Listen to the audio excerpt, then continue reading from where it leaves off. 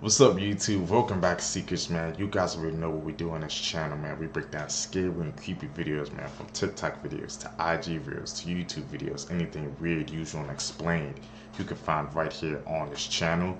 Like I said, I just want to thank you, Seekers, man, who's been tapping in with us, man, and who's been subbing up to the channel. I appreciate that. Found this video for you guys today, man. Let's do what we do best, bro. Let's check it out.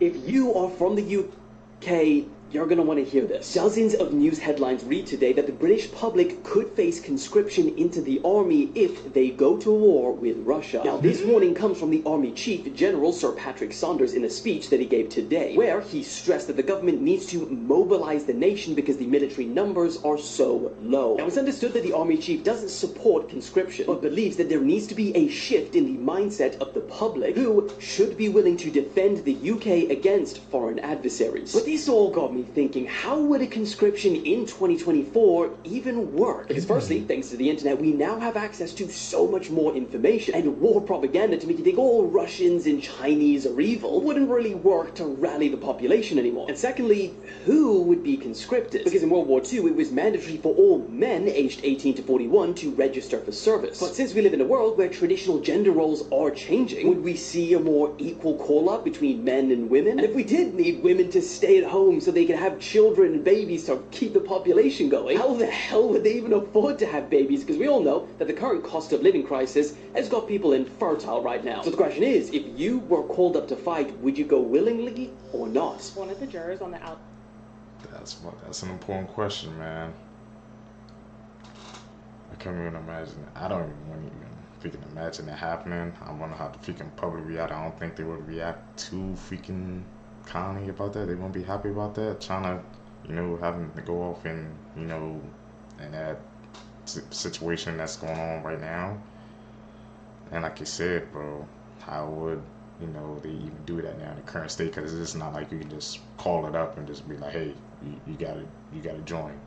I think there's just like certain rights and stuff now. Not too much to say on that one. That's just a scary thing in general, bro. Murdoch case, who found him guilty of murdering his wife and son last year, testified this morning that comments made by the clerk of court influenced her verdict. The hearing being held today is to determine if Murdoch should receive a new trial, as his attorneys allege that clerk of court Rebecca Hill tampered with the jury. Murdoch's attorneys allege that Hill inappropriately discussed the case with jurors, pressured them to conclude deliberations quickly, and misrepresented information to the trial judge about a juror who was ultimately dismissed. They claim she did this, quote, to secure for herself a book deal and media appearances that would not happen in the event of a mistrial. Hill has denied these claims. However, in a hearing today, one juror who is identified as Juror Z testified that she was influenced by remarks Hill made. Juror Z told the judge that prior to coming to a verdict, she heard the clerk say to watch his actions and to watch him closely. She said that Hill's comments, quote, made it seem like he was already guilty. The judge asked Juror Z if Hill's comments affected her finding of guilt, and she responded, yes, ma'am. Hill is expected to also testify today, along with the 10 remaining jurors. One juror testified on Friday due to scheduling conflicts, and they said that Hill's comments did not influence their verdict. If the judge decides that Hill's comments influenced the jury, whether intentional on her part or not, the judge may decide to grant Murdoch a new murder trial. In that case, his conviction will be vacated, his life sentence will be overturned, and it will be as if he was never convicted, and everything will have to start from scratch again. So we'll see where this goes, but stay tuned.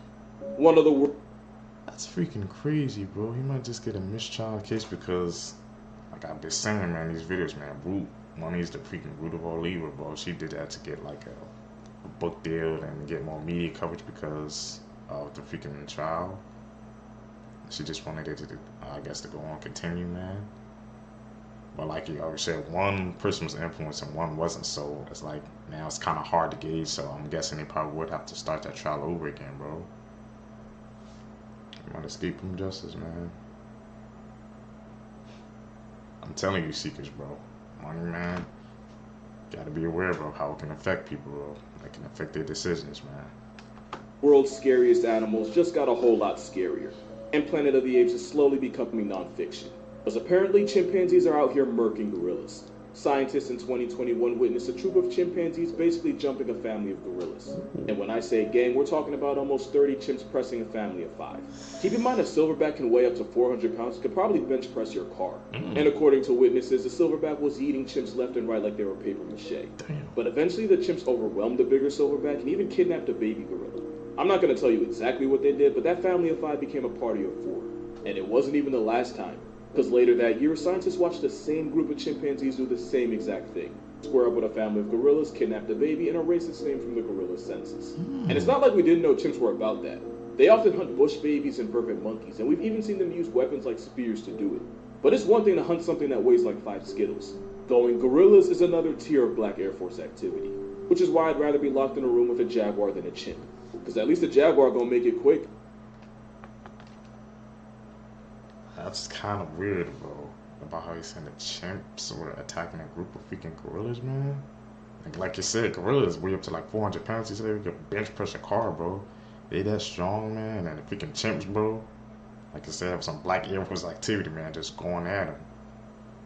But the thing that got to me is he says the same group did it twice. So is that like a sign of evolution? They changing or something like that? Something going on, bro?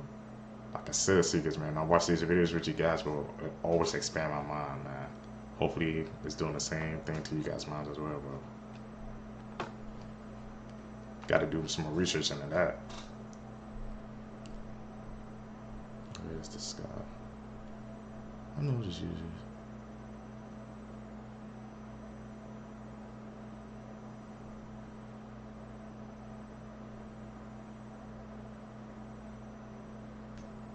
Seem like a shadow figure. I might have to call This girl killed her mum so that she wouldn't find out she got kicked out of school. On the 3rd of March 2020, police were called to do a welfare check at a property in Ohio. Brenda Powell lived in the house, the 50-year-old mother of Sydney Powell. Brenda had actually been on the phone with Sydney's former school. This was the University of Mount Union. Now, during the telephone call, a staff member heard repeated thuds and screaming, so authorities were alerted. Inside, they found Brenda Powell in a serious condition.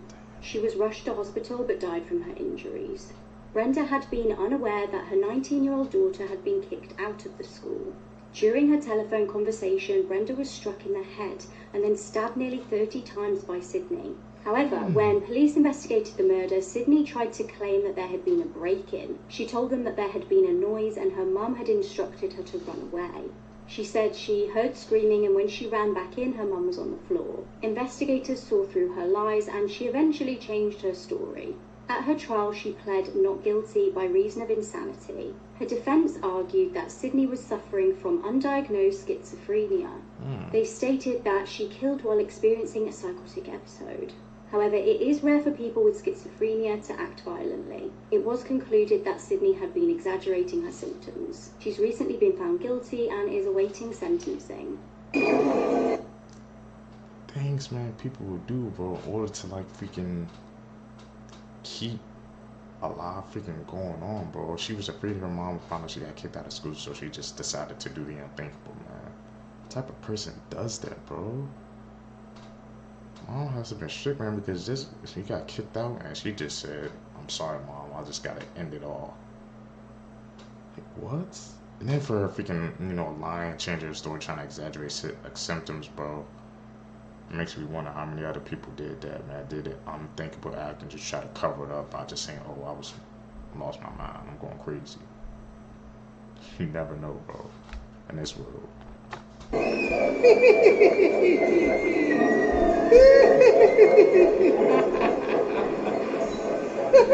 Korean people don't use deodorant because they don't have the gene that produces body odor. Facts you didn't know about. I bet you can't solve the riddle at the end. Android cameras are better than iPhone cameras. Comment what type of phone you have and then click more. Would you do it? St. Lucia is the only country in the world that is named after a woman. The word burrito means little donkey in the Spanish language, and no one knows why they chose that name. 77% of people in Uganda are under the age of 30 years old. Squirrels cause about 10 to 20% of power outages in the U.S.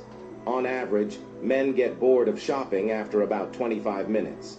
Before the riddle at the end, like this video and follow me to learn new facts and get smarter every day, here's the riddle. What kind of tree can you carry in your hand?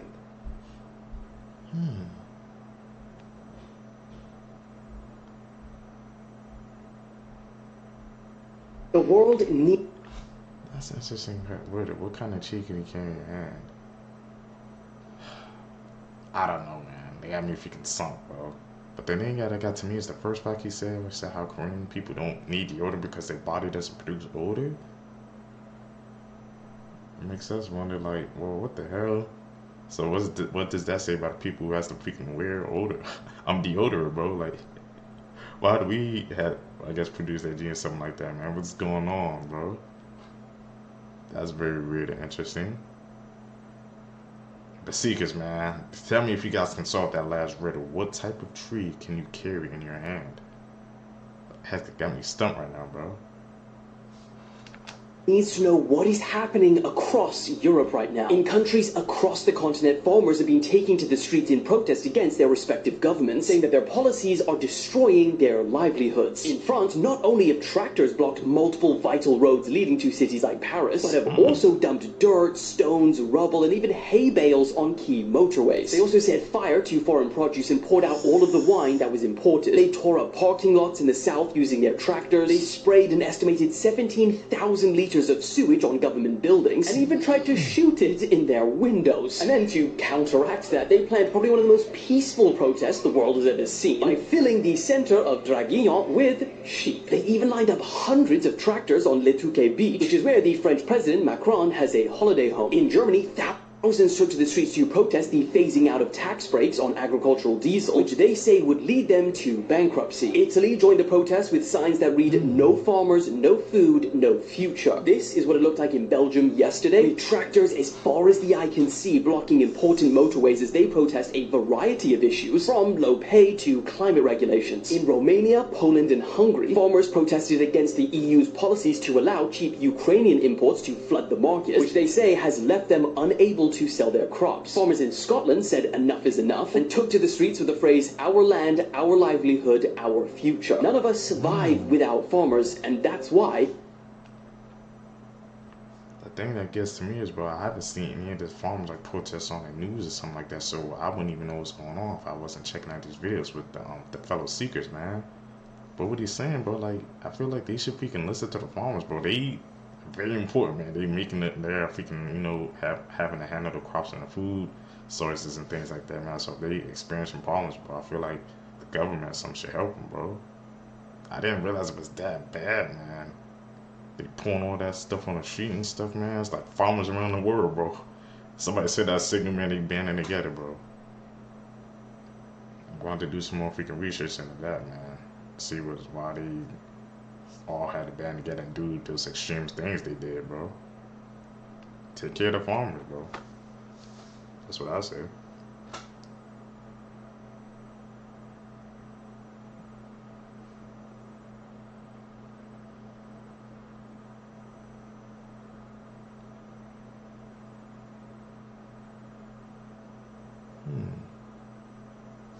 Where's this guy? I don't care what anybody says. This is absolute insanity.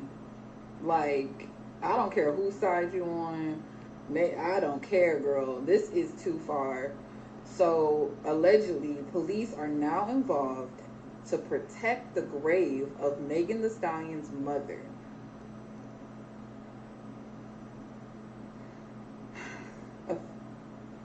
A source said that somebody leaked the address of Megan Thee Stallion's deceased mother's grave to allegedly, you know, get a bunch of people to go defame this woman's mother's grave.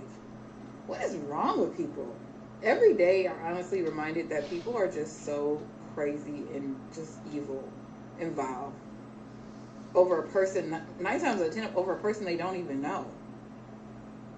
Like, but yeah, be so for real. Like, come on now, this is too far.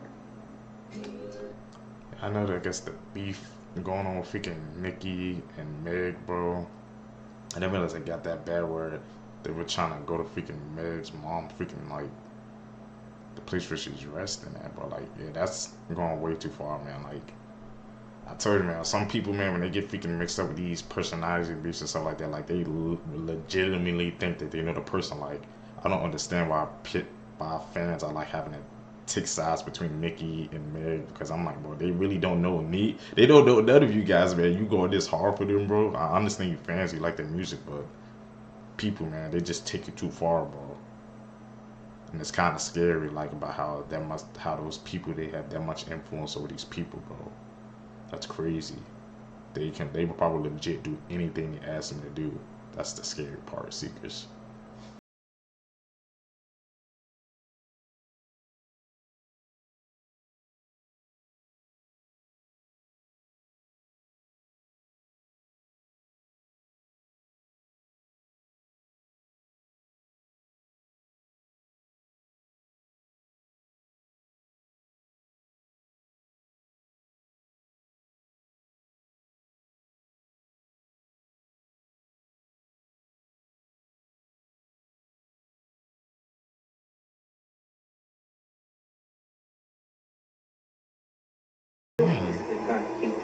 No, it's not. Stop. Come on, man. I got a family. What are you doing? Family too. Drive.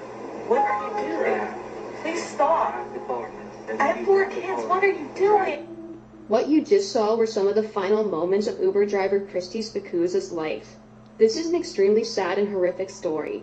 Christy Spicuzza was a mother from Pennsylvania who worked for Uber. She had a loving family, and on the night of February 10, 2022, she was expecting to just work her normal shift on Uber. But on that tragic night, Christy picked up this man, Calvin Crew. Now, Christy had a dash cam video camera which was facing her and her passengers. And for the first 20 minutes or so of this ride, Calvin just sat in the back seat, not saying anything, and Christy even tried to ask him questions like, "Did you have a good day? How's it going?"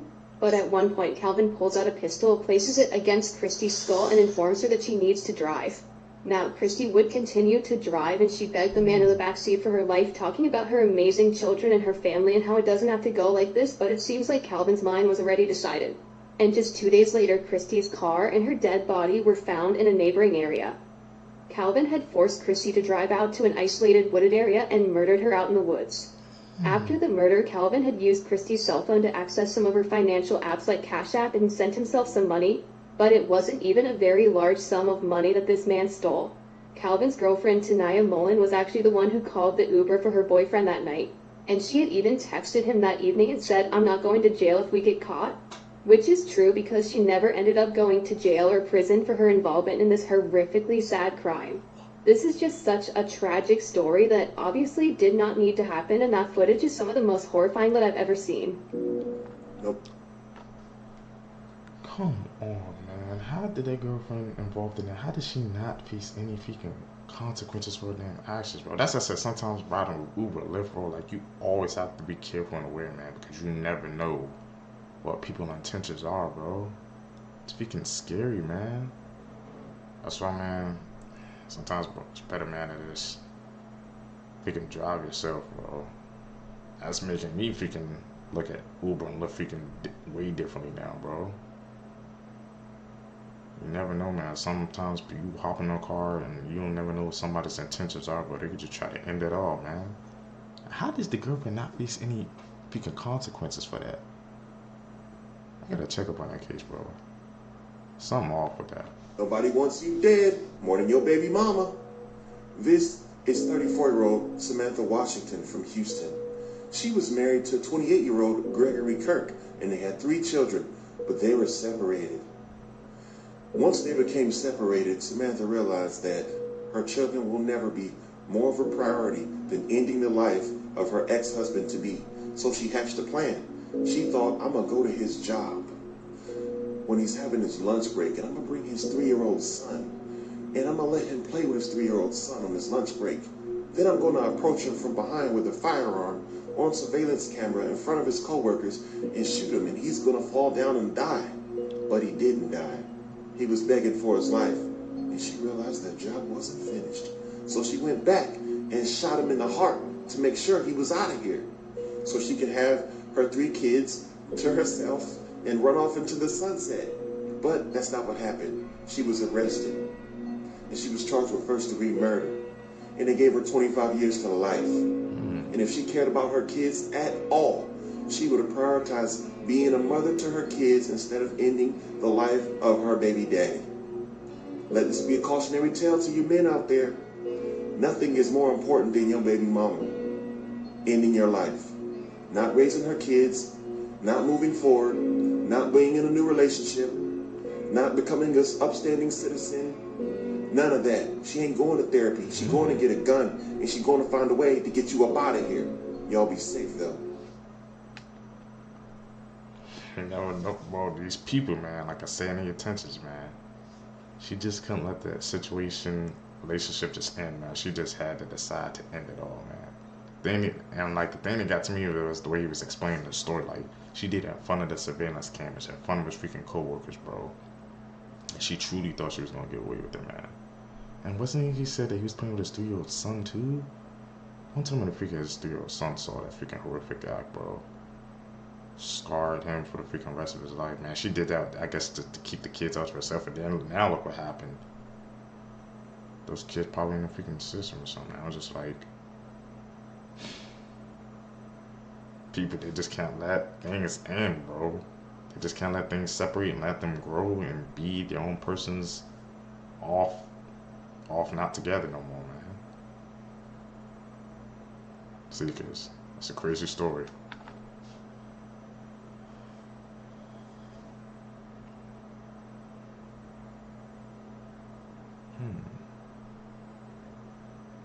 Not alone. A couple of times. Feel like somebody's watching. Edit. This 19-year-old TikToker was murdered while filming a TikTok video. This is 19-year-old Aniya Womack, a woman from Jacksonville, Florida.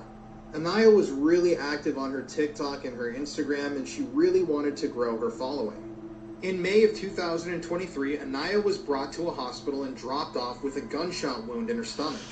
After she was dropped off and left there, she died. And 135 days later, the story finally began to unfold. So Aniya's family had fought tooth and nail for justice, for answers. They just had no idea what had happened to her. I mean, how did she end up with that gunshot wound? Who drove her to the hospital? Well, eventually Mariah J. Clayton, a 20-year-old friend of Aniya's, was arrested. So at first, Mariah and the man she was with claimed that they were driving down the street when they somehow stumbled across Aniya and decided to help her out and bring her to the hospital. But obviously the police weren't buying that, and the man eventually broke down and told the police that he had gone over to an apartment complex to purchase marijuana, and that's where he and Mariah had found Aniya with a gunshot wound. They claimed that once they got to this apartment, Aniya told them that she had shot herself and she needed a ride to the hospital. But when police started interviewing people who were present at that apartment on the night of this shooting, a whole different story began to emerge. Apparently that night, Aniya and Mariah had been in the bathroom in the apartment filming TikTok videos. And one witness stated that when they went into the bathroom, they saw Mariah holding a large black rifle, waving it around, all while Aniya was filming her for her TikTok. So at one point, this male witness said that a man entered the room. He said they needed to be careful with the rifle. They shouldn't be playing with a gun, and he tried to take it from Mariah. But Mariah allegedly said, "I need to check something first." She pulled away with the rifle in her hand, and it accidentally discharged, shooting Aniya in the stomach. And what it seems like allegedly happened is that Mariah and the others that were in the apartment then clamored and tried to hide all the evidence. And they were the ones that ended up driving Aniya to the hospital later on. But they didn't stick around to tell investigators or anybody who they were. And obviously they hadn't been truthful about what really happened that night the entire time. I'm eager to see how this case turns out, and I just hope that Aniya gets the justice that she deserves. All happened, man, because they was playing with a freaking dangerous weapon, man. That guy who entered the room, boy, he tried to freaking, he saw that situation coming before any of the people in the apartment saw him. He said, "Don't play with that. That's a weapon, bro." But she said she had to check something, man. And then she did that act, bro. Then, like I said, I'm guessing those people who try to hide the evidence, man, now they're going to be in even more trouble, man, because they try to cover it up, man. They wasn't truthful, bro, about what happened. So look what happened to them now. Seekers, man. Don't play with weapons, man. If you don't know if you like a gun or something, that's not nothing to play with. That's a weapon, brother, and that's extremely dangerous.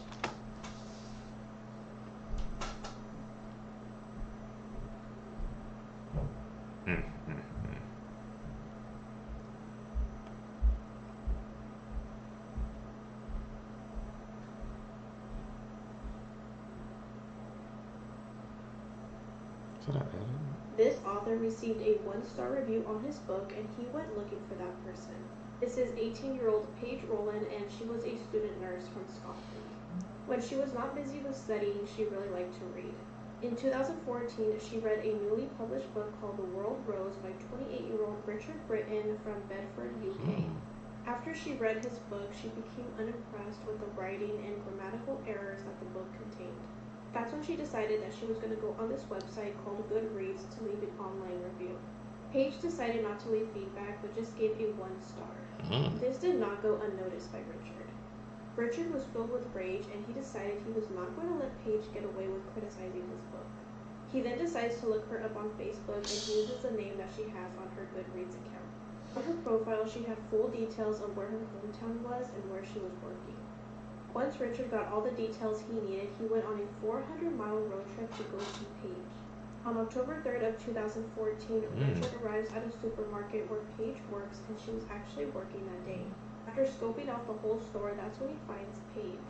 He then grabs a bottle of wine, heads over to Paige where she's restocking shelves, and slams that bottle against her skull as hard as he can before he flees the store.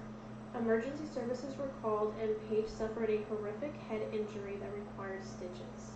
Police wasted no time in tracking down Richard. His phone was traced, and his home ended up being searched, and this revealed that he was in Scotland during that time. He was then arrested and charged with assault of Paige and stalking of another girl. In November of 2015, a trial took place, and he pled guilty to both charges and was sentenced to 30 months in jail. In March of 2017, Richard was released, and he was placed on an indefinite non-harassment order, but this wasn't the last time that Paige had contact with him. He had actually written her a handwritten letter to her home address. Once she had gotten this letter, she notified police, but prosecutors decided not to charge Richard because of his mental health. Paige was also refused criminal injury compensation because she had no long-term physical effects from the attack. Paige has moved to a secret address for safety. As for Richard, he is still free and roaming the streets. This is by far... That is a bad idea, bro.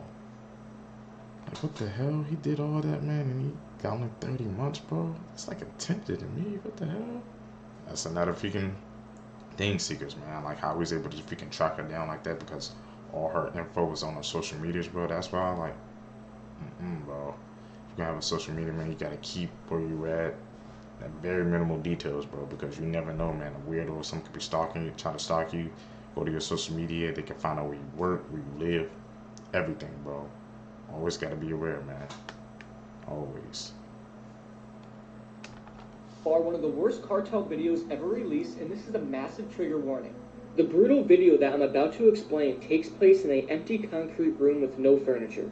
It looks like a scene straight from a Saw movie. As you play the video, you are immediately met with blood, and I don't say that lightly. There is literally blood everywhere. At first, when you see the victim, his torso looks like it's wrapped in saran wrap, but it's actually the shade of blood which reflects off the light. Upon playing the video, it's hard to tell if the victim is dead or alive, though his heart seems to be beating, as blood is leaking at an insane rate. The cartel member can be seen cutting the victim's throat with what appears to be a kitchen knife. After quickly slashing the victim's throat, the cartel member then takes the knife and cuts around the victim's face. From the top of his hairline down to his chin, it appears he's attempting to flay the victim's face. After cutting around the victim's face, there is so much blood that the cartel member loses his grip as he is holding the victim's head up. This then results in the victim's head falling back on the concrete ground, and as this happens, blood sprays out, leaving a streak of blood on the wall. At this point, you see the victim is somehow still alive. You see him move and attempt to breathe. The cartel member then tries to lift the victim by the head, but he can't get a grip due to the insane amount of blood. The clip then jump cuts, and it shows the victim lying on his side, and the cartel member cuts his neck from behind, attempting to behead him. It jump cuts once again, showing that the victim has now been decapitated, and someone seems to kick the severed head across the room. The skin is flopping down due to the attempted flaying, and again the video jump cuts.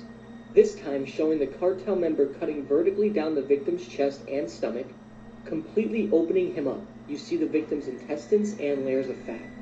It's honestly a very, very disturbing sight. The cartel member then decides to switch things up and he begins hacking away at the corpse's knees. At this point, the corpse is completely drained of blood, and it's hard to explain, but in certain videos when this happens, the flesh looks completely different. I don't know, it's just hard to explain. The video then concludes with the victim hacked into pieces, disfigured, and completely disemboweled. All I can say is thankfully the video had no sound and was dubbed by music, because I could only imagine the sounds that this video produced. The victim was almost dead at the start of the video, so who knows what took place before the camera was turned on. This video is absolutely awful and extremely bloody. Whatever you do, stay curious and never go searching for it. I won't. I never searched up those type of videos, man. Where the way he explained it, bro, that's enough for me, man. More than enough, bro. Seekers, man. That's it for this video for you guys today, man. If you guys stayed with me to the end, you're a true seeker, man, seeking the truth. So I appreciate you, man. Like I said, guys, hit that like button, subscribe to the channel, man, so we can get into the algorithm, bro. We can find more seekers, man. We can grow our community together.